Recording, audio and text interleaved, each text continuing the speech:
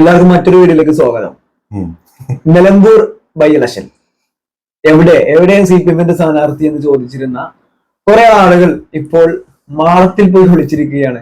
നമുക്ക് മനസ്സിലാക്കാൻ പറ്റുന്നത് അങ്ങനെയാണ്. കാരണം സ്ഥാനാർത്ഥിയുടെ പേര് എന്താണ്? എം സ്വരാജ്. എം സ്വരാജ് എന്നുള്ള പേര് ഇന്ന് ഉച്ചക്ക് നമ്മുടെ CPM സംസ്ഥാന സെക്രട്ടറി സഖാവ് ഗോവിന്ദൻ മാഷ് പ്രഖ്യാപിച്ചപ്പോ അതിനുശേഷം പിന്നെ അവിടെ എന്താ പറയാ CPM ആണെങ്കിലും അണികളാണെങ്കിലും ഈ രാഷ്ട്രീയപരമായിട്ട് എന്താ പറയാ അങ്ങോട്ടോ ഇങ്ങോട്ടോ പ്രത്യേകിച്ച് ചായവില്ലാത്ത ആളുകൾക്കാണെങ്കിലും ഭയങ്കര ആവേശത്തിലാണ്. സ്റ്റാറ്റസ് ഇട്ടിട്ടും വാട്സപ്പിലാണെങ്കിലും ഭയങ്കര ആവേശം ജ്വലിക്കുന്ന രീതിയിൽ CPM സ്ഥാനാർത്ഥിത്വം പ്രഖ്യാപിച്ചിരിക്കുകയാണ്. എം സ്വരാജ് എന്ന് പറയുന്ന നിലമ്പൂരുകാരനും തൃപ്പൂണിത്തറയിലെ മുൻ MLA യുമായിട്ടുള്ള നമ്മുടെ പ്രിയപ്പെട്ട സഖാവിനെയാണ് പാർട്ടി തീരുമാനിച്ചിട്ടുള്ളത്. എന്ത് തോന്നുന്നു? തോന്നുന്ന വെച്ചല്ലേ, എനിക്കിപ്പോ ആലോചിക്കുന്നത് UDF അവസ്ഥയാണ്. അതായത് UDF ഇന്നലെ എടക്കര ഒരു പ്രോഗ്രാം നടക്കുന്ന സമയത്ത് മാതൃഭൂമിയിലെ ചർച്ചയിൽ നമ്മൾ പങ്കെടുത്തിരുന്നു. അതിൽ സംസാരിക്കുന്ന സമയത്ത് UDF വേണ്ടി സംസാരിക്കാൻ വന്ന പുള്ളി ചോദിച്ചൊരു ചോദ്യമുണ്ട്. ഇങ്ങനെ വെള്ളത്തിലൂടെ ഒഴുകി പോകുന്ന ഒരു തേങ്ങ ചൂണ്ടിക്കാണിച്ചിട്ടെങ്കിലും ഇതാണ് സ്ഥാനാർത്ഥി പറയണം എന്ന്. അപ്പോൾ നിങ്ങളുടെ സ്ഥാനാർത്ഥി എവിടെ സ്ഥാനാർത്ഥി ചോദിച്ചുകൊണ്ടിരിക്കുന്നു. ഇപ്പോ അവർ വിചാരിച്ചത് ഇങ്ങനെയാണെങ്കിൽ പറയേണ്ടില്ലായിരുന്നു. തേങ്ങയല്ല വലിച്ചു വന്നത്. നരേൻ സിനിമയില് മോഹൻലാല് മരം പോലും അതുപോലെ ഒരു വലിയൊരു മരമാണ് വലിച്ചു വന്നിട്ടുള്ളത്. ഇതിനെ നിങ്ങൾക്ക് നേരിടാൻ തയ്യാറാണോ എന്നുള്ള ചോദ്യം പ്രസക്തമല്ല. കാരണം നിങ്ങൾ തയ്യാറായിക്കൊണ്ടിരിക്കുകയാണ്. പക്ഷെ ഇവിടെ താരതമ്യം ചെയ്യാന്നുള്ളൊരു സ്വാഭാവികമായിട്ട് രണ്ട് സ്ഥാനാർത്ഥികൾ താരതമ്യം ചെയ്യും. അതായത് ആരുടെ ചൗക്കത്തും എം സ്വരാജും നിലപാടുകൾ എടുത്തു കഴിഞ്ഞാൽ ഒരു തരി പോലും നിലപാടിൽ മാറ്റം വരുത്താത്ത വ്യക്തിയാണ് എം സ്വരാജ്. ഇനി ഷൗക്കത്തിന് എടുത്തു കഴിഞ്ഞാലോ, ഷൗക്കത്തിന് 10 വർഷം മുമ്പ് മുസ്ലിം വിഭാഗക്കാരുടെ നിലപാട് എന്തായിരുന്നു? ലീഗിനോട് മാത്രമല്ല ഈ തങ്ങന്മാരെ കുറിച്ച് തങ്ങന്മാരെ വീട്ടിൽ പരിശോധന നടത്താന്ന് പറഞ്ഞ ആളാണ്. അപ്പൊ പറയുന്നത് എന്താന്ന് വെച്ചാല് നമുക്ക് വേണ്ടി സംസാരിക്കാൻ പറ്റുന്ന കൃത്യമായിട്ട് നിലപാടുള്ള, പ്രത്യേകിച്ച് ന്യൂനപക്ഷങ്ങൾക്കെതിരെ നമ്മുടെ സംഘപരിവാർ സംഘടന നടത്തുന്ന BJP ഗവൺമെന്റ് നടത്തുന്ന ആക്രമണങ്ങൾക്കെതിരെ ശക്തമായ രീതിയിൽ നിലപാടെടുക്കുന്ന ഒരു വ്യക്തി, ഒരു സഖാവെന്ന രീതിയിൽ നിർബന്ധമായും നിലമ്പൂരിൽ നിന്ന് ജയിക്കേണ്ടത് എം സ്വരാജ് തന്നെയാണ്. ഒരു ഡൗട്ടും ഇല്ല. ഇപ്പോഴത്തെ അവസരത്തിൽ നോക്കുകയാണെങ്കിൽ ആകെ UDF പറയാൻ പറ്റുന്ന ഒരു കാര്യം എന്ന് പറയുന്നത് നിലമ്പൂർ എന്ന് പറയുന്നത് കൂടുതൽ UDF ഉള്ള സ്ഥലമായിരുന്നു എന്നാ പറയാ. വാസ് അത്ര നമുക്ക് പറയാൻ പറ്റുള്ളൂ. ഇപ്പോഴത്തെ സാഹചര്യത്തിൽ എന്താ വെച്ചാൽ ഈ എക്കച്ചക്ക നിൽക്കുന്ന ആൾക്കാരുണ്ടല്ലോ, അതായത് അങ്ങോട്ടും ഇങ്ങോട്ടും നിഷ്പക്ഷരായി നിൽക്കുന്ന കുറെ ആളുകളുണ്ടാവും. അവരുടെ വോട്ട് കൂടുതലും സ്വരാജിലേക്ക് വരാനുള്ള സാധ്യത കൂടുതലാണ്. ഒന്ന്, ഈ പറഞ്ഞ പോലെ നിലപാടുകളുടെ കാര്യത്തിൽ എടുത്തു നോക്കിയാൽ ആര്യാടൻ ഷൗക്കത്തിനേക്കാൾ എത്രയോ മുകളിലാണ് സ്വരാജ് ഇരിക്കുന്നത് എന്നുള്ളതാണ്. ഇനി ആര്യാടനെ കുറിച്ച് പറയുമ്പോൾ ഒരു കാര്യം പറയണ്ട, ആര്യാടൻ ബ്രില്യന്റ് ആണ്. ഞാൻ പറയാൻ കാരണം ഇത് ഞങ്ങള് ഒരു സാർ അജ്മൽ സാർ, എവിടെ എങ്ങനെയൊന്നും പറയുന്നില്ല, അപ്പൊ അദ്ദേഹത്തിന്റെ വാക്കുകൾ കടമെടുത്ത് പറയുകയാണെങ്കിൽ ഈ ഒരു ഇലക്ഷൻ പ്രഖ്യാപിക്കേണ്ടി വന്നു, അല്ലെങ്കിൽ സ്ഥാനാർത്ഥിത്വം പ്രഖ്യാപിക്കേണ്ടി വന്നു, ഖബറിന് പോയെന്ന് കരയാൻ. ഇനി കരഞ്ഞ സമയത്ത് അതിന് എന്ത് അടിക്കുറിപ്പ് കൊടുക്കും എന്നെല്ലാവരും ചോദിച്ച സമയത്ത് നമുക്ക് പറയാനുള്ളത് അദ്ദേഹത്തിന്റെ 3 സിനിമകളിൽ ഏത് പേരും യോഗ്യമാണ്. കാരണം ഒന്ന് വിലാപങ്ങൾക്ക് അപ്പുറം എന്നാണ്, 2 പാഠം, ഒന്ന് ഒരു വിലാപം എന്നുള്ളതാണ്, 3 ഇതിന്റെ പേര് വരെ ഞാൻ എടുത്തു വെച്ചിട്ടുണ്ട്, ദൈവനാമത്തിൽ. 3ഉം കറക്റ്റ് ആണ്. എങ്ങനെ അത് മാത്രല്ല വേറൊരു കാര്യം പറയാനുണ്ട്. പണ്ട് ഈ പാണക്കാട്ടെ തങ്ങന്മാരെ കുറ്റം പറഞ്ഞിരുന്ന ഷൗക്കത്ത് പാണക്കാട് തുടങ്ങുന്നത് ഏത് ഇലക്ഷൻ പ്രചരണം. ഇവരുടെയൊക്കെ ഒരു അനുഗ്രഹത്തോടു കൂടി തുടങ്ങിയ നല്ലതാണെന്നാണ് ഇപ്പോ പുള്ളിക്കാരൻ പറഞ്ഞുകൊണ്ടിരിക്കുന്നത്. അപ്പൊ ഓരോ സമയത്തും ഓരോന്ന് പറയാ. ഇത് ഇവിടെ ഉറച്ചു നിൽക്കുകയാണ്. ഇനി ഇതേമാതിരി വേറൊരു കാര്യം കൂടി പറയാനുണ്ട്. അതായത് നമ്മൾ ഇതേ ചർച്ചയിൽ കേട്ടുകൊണ്ടിരുന്ന ഒരാൾ ഉന്നയിച്ചിരുന്ന ഒരു ചോദ്യമുണ്ട്. ആ ചോദ്യം നമ്മൾ ഉന്നയിച്ചിട്ട് വേണം നമ്മൾ സ്വരാജിലേക്ക് തിരിച്ചു വരാൻ. അതായത് നിങ്ങൾക്ക് പറയാൻ പറ്റുമോ, നമ്മൾ ഇതിനു മുമ്പ് ചോദിച്ചിട്ടുണ്ട്, നിങ്ങൾക്ക് പറയാൻ പറ്റുമോ ഇവിടെ വർഗീയ ശക്തികളുടെ, അതായത് RSS, ജമാഅത്ത് ഇസ്ലാമി, അതുപോലെ SDPI പോലെയുള്ള വർഗീയ ആയിട്ടുള്ള ശക്തികളുടെ ഒരാളുടെയും വോട്ട് വേണ്ട എന്ന് തുറന്ന് പറയാൻ പറ്റുമോ ചോദിച്ച സമയത്ത് അപ്പോഴും പുള്ളി ഒരു വർഗീയ ശക്തികളുടെയും വേണ്ട. ഇപ്പോൾ നമ്മൾ വെല്ലുവിളിക്കുന്നു, പേരെടുത്ത് പറയാൻ നിങ്ങൾക്ക് കോൺഗ്രസിലെ ഏതെങ്കിലും നേതാക്കന്മാർക്കുള്ള ധൈര്യമുണ്ടോ? അത് അപ്പോഴും പറഞ്ഞു ഒരു വർഗീയ ശക്തിയും വേണ്ട. അപ്പൊ പിന്നെ നമ്മള് LDF ആളും അതല്ലാതെ പുറത്തുനിന്നുള്ള ആളുകളും ഒക്കെ ചോദിക്കുന്നുണ്ട്. അതായത് ചോദ്യം വ്യക്തമാണ്. SDPI, ജമാഅത്ത് ഇസ്ലാമി, RSS ഇവരടങ്ങുന്ന വർഗീയ ശക്തികളുടെ വോട്ട് വേണ്ട എന്ന് പറയാനുള്ള നട്ടലുണ്ടോ തണ്ടലുണ്ടോ എന്ന് ചോദിച്ചു കഴിഞ്ഞാൽ ഇല്ല. അപ്പൊ നിങ്ങൾക്ക് മനസ്സിലാകുന്നില്ലേ എന്ന് പറഞ്ഞിട്ട് പിന്നെയും കറക്കാൻ നോക്കുകയാണ്. പേര് പറയേണ്ട ധൈര്യം ഇപ്പോഴും ഇല്ല. ഇവിടെ ഇപ്പോ എം സ്വരാജിന്റെ സ്ഥാനാർത്ഥിത്വം വന്നതിന് ശേഷം ഏറ്റവും കൂടുതൽ സന്തോഷിക്കുന്നത് ആരാന്നറിയാം? ആരായിരിക്കും? ആരായിരിക്കും? ഞാൻ പറയും പി വി അൻവറാണ്. കാരണം എന്താന്ന് വെച്ചാല് നിലവിൽ UDF-ന് ചെറിയൊരു കോൺഫിഡൻസ് ഉണ്ടായിരുന്നു, അതായത് അൻവർ ഇല്ലെങ്കിലും നിലമ്പൂർ ജയിക്കാം എന്നുള്ളത്. പക്ഷെ ഇന്ന് രാവിലെ വരെ അൻവറിന് മുമ്പിൽ മുട്ടുടക്കേണ്ടതില്ല, അൻവർ നിലപാട് മാറ്റട്ടെ എന്നൊക്കെ പറഞ്ഞ് ഡയലോഗ് അടിച്ചിരുന്ന പല കോൺഗ്രസ്സുകാരും ഇപ്പൊ ഈ സ്ഥാനാർത്ഥിത്വം വന്നതിന് ശേഷം അൻവറുമായി ചർച്ച നടത്തുന്നു, കുഞ്ഞാലിക്കുട്ടി വിളിക്കുന്നു, KC വേണുഗോപാൽ കാണാതെ കോഴിക്കോട് നിന്ന് മിന്നിയ ആളാണ്, മൂപ്പര് ഇപ്പൊ വിളിക്കുന്നു, ചർച്ച നടക്കുന്നു, അൻവറിന് ഒരു ദിവസം വെയിറ്റ് ചെയ്യാൻ പറയുന്നു. ചെറിയ എന്താ പറയാ മെച്ചം അൻവറിന് കിട്ടിയിട്ടുണ്ട്. അനാഥപ്രേതം നടക്കുന്ന പോലത്തെ നടത്തം കണ്ടപ്പോ എന്റെ വരെ കണ്ണ് പറഞ്ഞു. സത്യത്തിൽ വെള്ളം വെള്ളിട്ട് കാരണം എന്താ വെച്ചാൽ നമ്മൾ അങ്ങനെ കൊണ്ടുവരുന്ന ഒരു വ്യക്തിയാണ്. അയാൾക്ക് ഇങ്ങനൊരു അവസ്ഥ വന്നല്ലോ എന്നുള്ളതാണ്. ഈ വല്ലാത്തൊരു അവസ്ഥ തന്നെ ഇപ്പൊ ആലോചിക്കുമ്പോ ചിരിയാണ് വരുന്നത്. പക്ഷെ ഒരു മനുഷ്യന് എന്തൊരു അവസ്ഥ വന്നിട്ടുള്ളത്, ചീഞ്ഞ അളിഞ്ഞ് ഇല്ലാതെ ആകുക എന്ന് പറഞ്ഞൊരു അവസ്ഥയുടെ കിടക്കുന്നത്. ആ പറഞ്ഞ പോലെ ആൾക്ക് എന്തെങ്കിലും ഒരു കച്ചിത്തുരുമ്പ് കിട്ടിയിട്ടുണ്ടെങ്കിൽ അത് സ്വരാജിന്റെ സ്ഥാനാർത്ഥിത്വമാണ്. കാരണം ഈ പറഞ്ഞ പോലെ ചെറുതല്ല വലിയൊരു വരും. അറ്റ്ലീസ്റ്റ് അൻവറെങ്കിലും വോട്ട് ചെയ്തിരുന്നെങ്കിൽ എന്ന് ആലോചിക്കും. അൻവർ വോട്ടില്ലല്ലോ, അൻവറിന് വോട്ട് നിലമ്പൂരില്ല. ഇവിടെ വേറൊരു രസമുണ്ട്. ഇവിടെ രസമൊന്നുമല്ല, ഈ സ്വരാജ് എന്ന് പറയുന്ന മനുഷ്യ വ്യക്തിയുടെ ക്വാളിറ്റി എന്താന്നുള്ളത് അദ്ദേഹത്തിന്റെ നിലപാടുകൾ നോക്കി മനസ്സിലാവും. ഇന്ന് രാഹുൽ മാങ്കൂട്ടത്തിൽ പണ്ടൊരു കുറച്ചു മുമ്പ് ഫേസ്ബുക്ക് പോസ്റ്റ് ഇട്ടിരുന്നു, സ്വരാജെ നിർത്താൻ ധൈര്യമുണ്ടെന്നൊക്കെ ചോദിച്ചിട്ട്. അപ്പൊ സ്വരാജ് സ്ഥാനാർത്ഥിയെ വന്നപ്പോ മാധ്യമങ്ങൾ അയാളോട് ചോദിക്കുന്നുണ്ട് ഇങ്ങനെ ഒരു ഫേസ്ബുക്ക് പോസ്റ്റിനെ പറ്റി. അപ്പൊ കൊടുക്കുന്ന മറുപടി എത്ര പക്വമായിട്ടുള്ള മറുപടിയാണ്.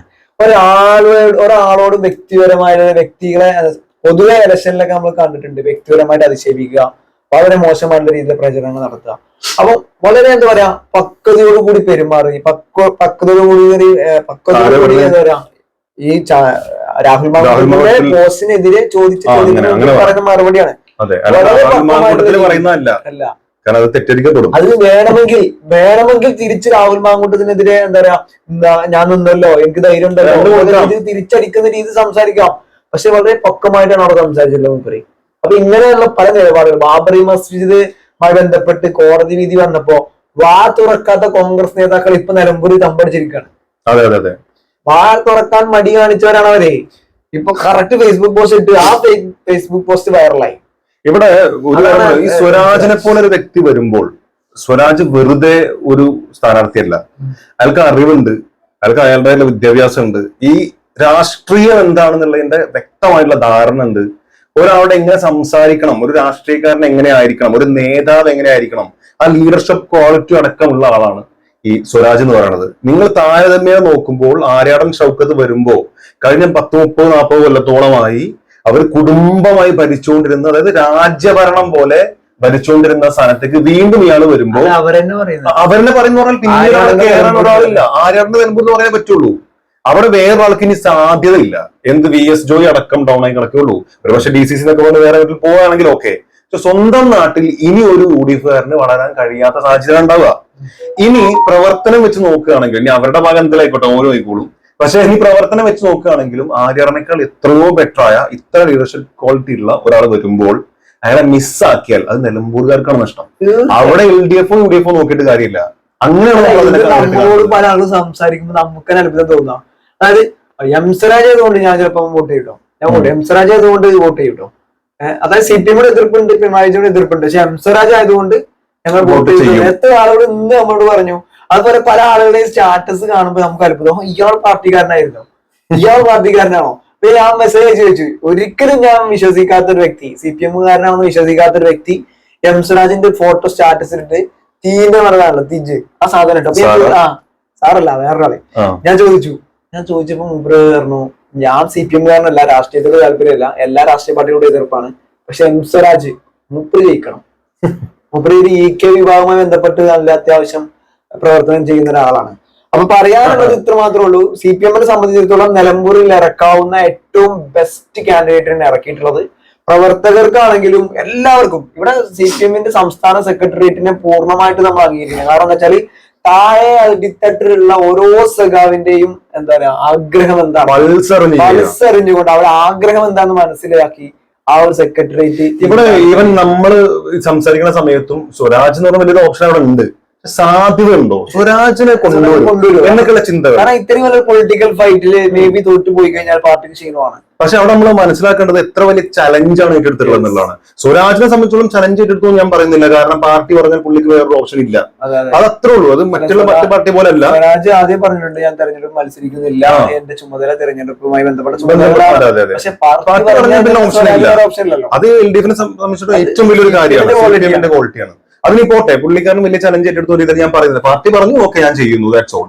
പക്ഷെ പാർട്ടി എടുത്തിട്ടുള്ള സംഭവം എന്ന് പറയുന്നത് സ്വരാജ് എത്രമാത്രം സ്ട്രോങ് ആയിട്ടുള്ള ഒരു കാൻഡിഡേറ്റ് ആണെന്നോ അല്ലെങ്കിൽ എത്ര മാത്രം പ്രധാനപ്പെട്ട ആളാണെന്നും തോറ്റു കഴിഞ്ഞാൽ വരുന്ന അഘാതം എത്ര വലുതാണെന്നും നല്ല ബോധം ഉണ്ടാവും. എന്നിട്ട് ഇത് ചെയ്യുമ്പോൾ എത്ര സീരിയസ് ആയി ഇതിനെ കാണുന്നു എന്നുള്ളത് കൂടെ നമ്മൾ മനസ്സിലാക്കേണ്ടതുണ്ട്. ഇനി ഒരു പക്ഷെ ഇതല്ലാതെ വേറെ ഇപ്പോ നമ്മളെ ഷെറോൺ റോയ് ആണെങ്കിലോ അല്ലെങ്കിൽ നമ്മുടെ ഷബീർ ആണെങ്കിലോ ഒക്കെ സാധ്യത അവിടെ ഉണ്ടായിരുന്നു. പക്ഷെ ഇപ്പോ കാരണം CPM-ന്റെ ഓരോ പ്രവർത്തകരും ഉണ്ടായിട്ടുള്ള ഒരു ഊർജ്ജമുണ്ട്. ആ ഊർജ്ജത്തിന്റെ പുറത്ത് CPM-വുമായിട്ട് ചെറിയ രീതിയിലൊക്കെ ഒരു ഇഷ്ടമുള്ള ആളുകൾക്ക് കിട്ടുന്ന ഒരു ഡബിൾ ഊർജ്ജം, അതുപോലെ CPM-യോട് എതിർപ്പുള്ള ആളുകൾക്കും ഇഷ്ടമുള്ളൊരു നേതാവ്, നിലപാട് കൊണ്ടാണെങ്കിലും പ്രവർത്തനം കൊണ്ടാണെങ്കിലും ഒരു മനുഷ്യനെ വെറുപ്പിക്കാത്ത അല്ലെങ്കിൽ കൃത്യമായ നിലപാട് പറയുന്ന ഒരാളാണ്, ഇഷ്ടമുള്ള ഒരാളാണ്.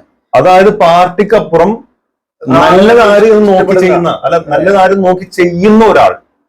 ഇനി ഇവിടെ നടക്കാനുള്ള ഒരു സാഹചര്യം കൂടി പറയാനുണ്ട്. നമ്മളെ തൃപ്പൂണിത്തറയിൽ സംഭവിച്ചൊരു കാര്യമുണ്ട്. അതായത് കെ ബാബുവിനെ ആദ്യം തോൽപ്പിക്കുന്നു. തൃപ്പൂണിത്തറ കോൺഗ്രസിന്റെ ശക്തമായിട്ടുള്ള മണ്ഡലമാണ്. അവിടെ ഒരു മന്ത്രിയെ തോൽപ്പിച്ചിട്ടാണ് എം സ്വരാജ് ആദ്യം വിജയിക്കുന്നത്. രണ്ടാമത് മത്സരിച്ചപ്പോ അവിടെ വർഗീയപരമായിട്ടുള്ള, അതായത് നമ്മുടെ ഈ ശബരിമലയുമായി ബന്ധപ്പെട്ടുള്ള പോസ്റ്ററുകളും കാര്യങ്ങളൊക്കെ ഇറക്കി അവിടെ കോൺഗ്രസ്സുകാർ അത് മുതലാക്കിയത് കാണിച്ചു. അത് മാത്രമല്ല അവിടെ BJP-യുടെ വോട്ട് ഗണ്യമായി കുറയുകയും എം സ്വരാജിനോടുള്ള BJP-യുടെ ശക്തമായിട്ടുള്ള എതിർപ്പ്, സ്വാഭാവികമായിട്ടുണ്ടാകുന്ന എതിർപ്പ്, അത് കോൺഗ്രസിന് മുതൽക്കൂട്ടായി കോൺഗ്രസ് വോട്ട് മറിച്ച് ജയിക്കാൻ ചെയ്തത്. ആ ശ്രമം ഇവിടെ നടക്കും, ഷുവറായിട്ട് നടക്കും.